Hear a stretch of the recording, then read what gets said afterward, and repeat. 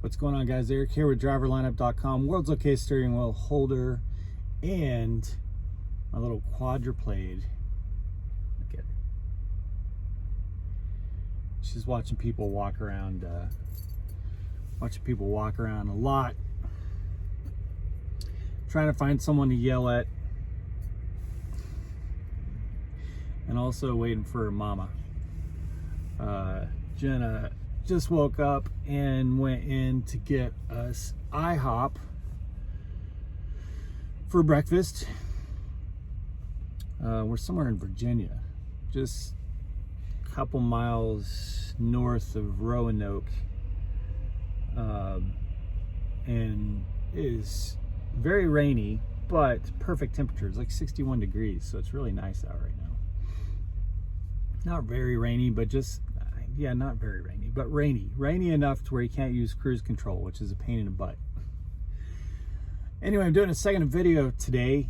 It is Monday, and I did a quick video update for you guys this morning about us getting ready to route home. Not really sure how that's going to go down.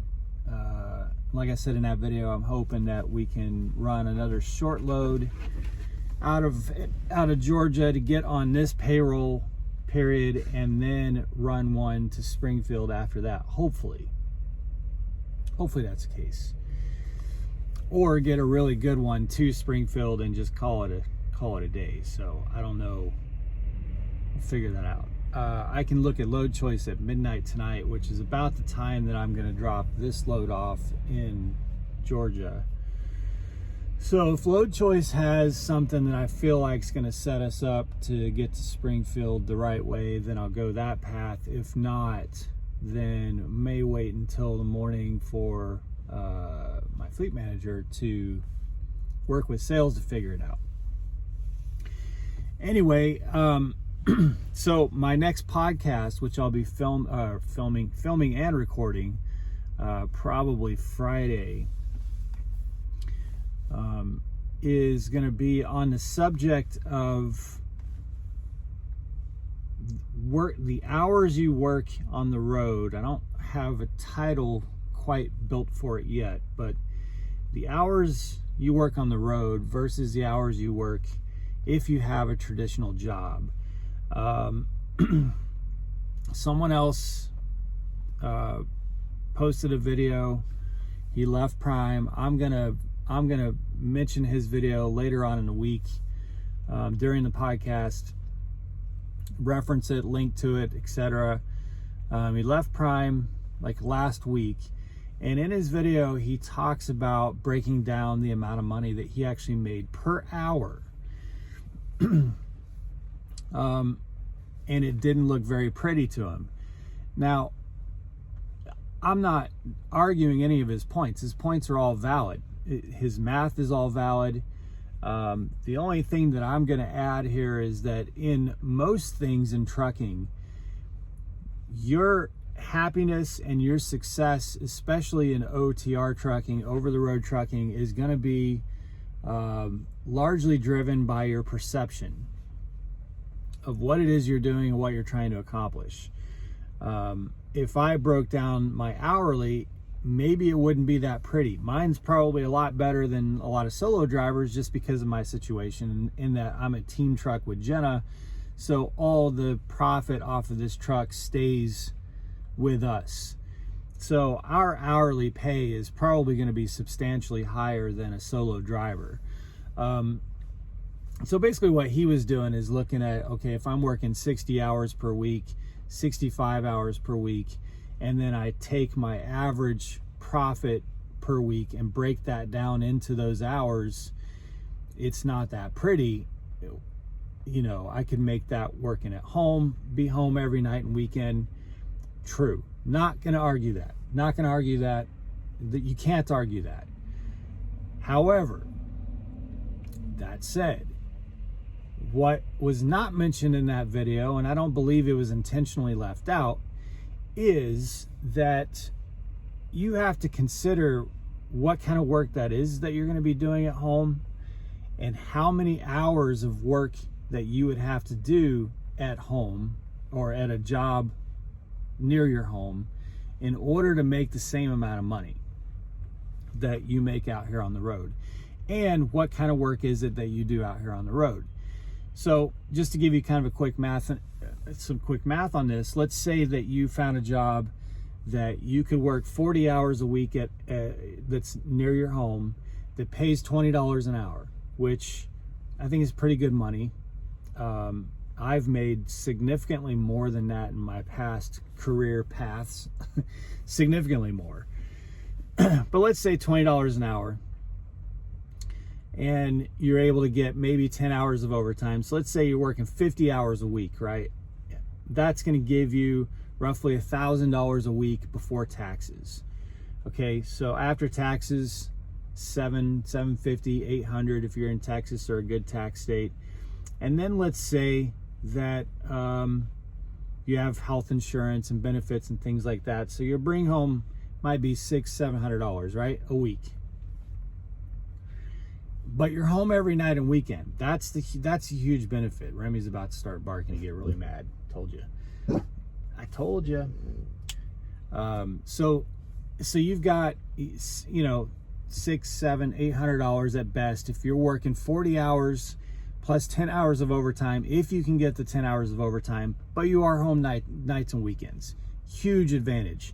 There's a huge amount of value that should be associated with being home every night and all weekend. You are not going to bring home the same amount of money that you can bring out here on the road, but you'll be making money and you'll be home nights and weekends. Now, another thing to consider is that type of work. You are going to be likely on your feet, unless you're working like an office job or something like that. If you go take a job in a warehouse or, you know, something like that, you're going to be on your feet that entire 50 hours. You're going to be working machinery. If you're working at an Amazon warehouse, you're going to be packing boxes or walking around scanning things. You know what I'm saying? It's a different type of labor. Lyle from No Hippie Trucking Transportation says this right with trucking. It's not hard work. It's a lot of work. It's not hard work. It's hard on you mentally. Psychologically, can be very stressful. There's a lot of responsibility associated with it. No question about that. But let's look at the trucking work. Okay, so you might work 60, 65 hours a week, and you're not home nights and weekends. But here's the thing, you guys. Instead of standing in a warehouse, you know what I did when I drove this morning through the night? I listened to an audiobook. You know, I mean, and it's a really good book, and I really enjoyed it. You know, of course, I have to pay attention to what I'm doing. I have to be safe out here on the road during that time. But for the past 6 hours, literally until I parked right now, I've been listening to an audiobook. Some nights I listen to podcasts. Sometimes I listen to music. Is that really comparable? Like Lyle's saying, it's not hard work. Is that really comparable to standing in a warehouse, packing boxes, working machinery? Sorry about that, Goosebump. You know, so it's all in perception. 60, 65 hours out on the road, yeah, it feels like you're working a lot more because you're not home. You are in this truck. You're locked into this truck, right? So it just feels like your whole world is running a truck 24/7. And in a sense, that's correct. There is a perception that you're doing substantially more work, but is that perception correct? And I think a lot of that's in the eye of the beholder. I think for a lot of people, myself included, working in a warehouse, standing on my feet for 50 hours a week, packing boxes or scanning things, is harder work. Working machinery, doing things like that, it's harder work than running a truck. But you're home every night and weekend, you know, so there's that value associated with it. So I think, you know, I don't know that it's a correct general comparison to make. Maybe it's correct for that individual. I'm not saying that it was a bad or wrong decision on his part. I guess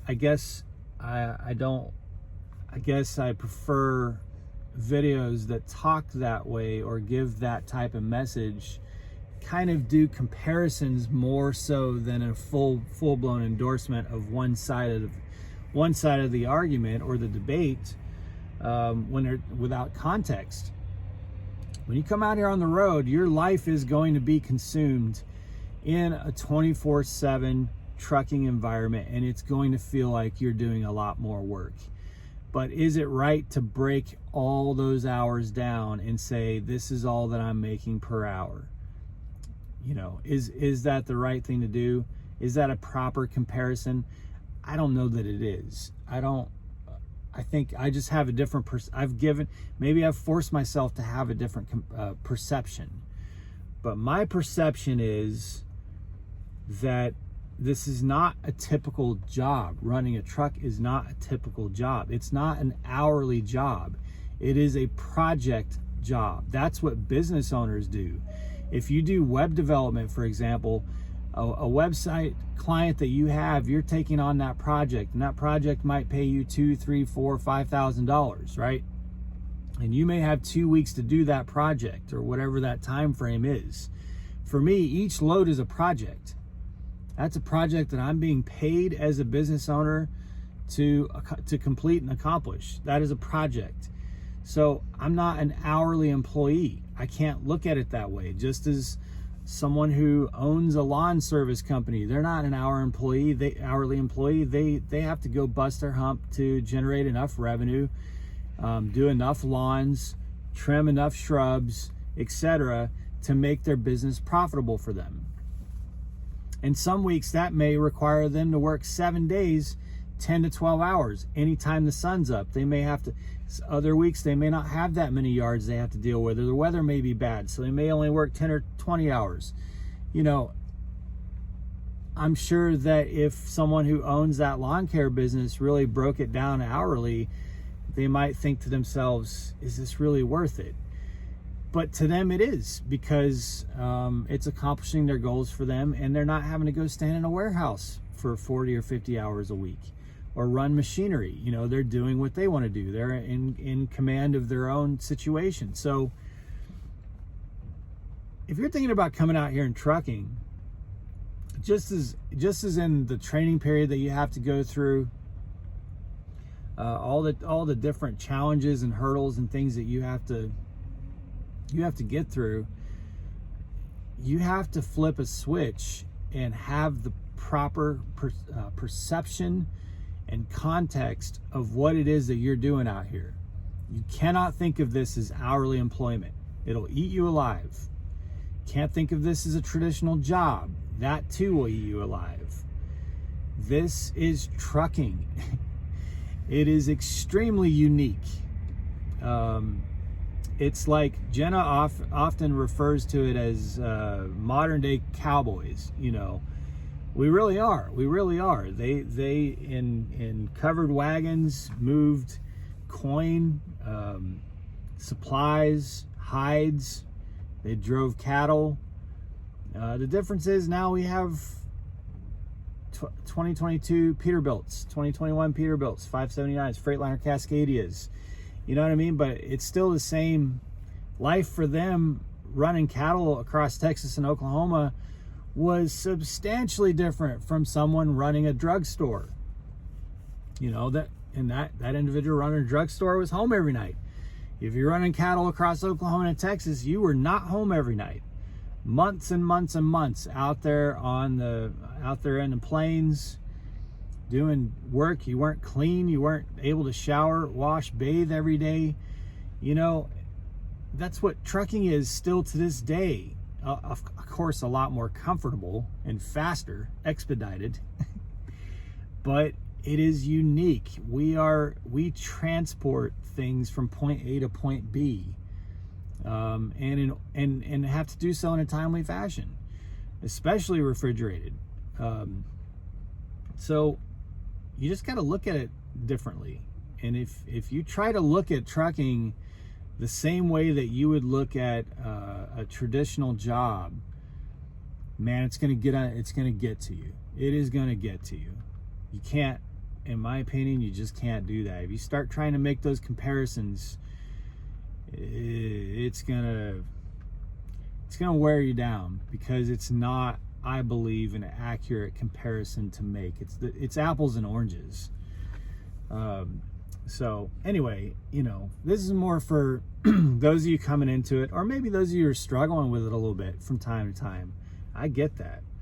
You got to flip that switch and view it through the proper lens and with the proper context. And as I always say, have goals, have things you're looking to accomplish, and that you can like almost like write it on a board and put it in your sleeper where you can see it every day.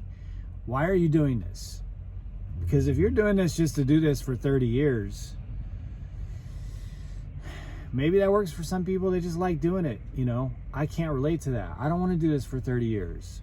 This for me is a means to an end. And I have goals, and I'm accomplishing them along the way.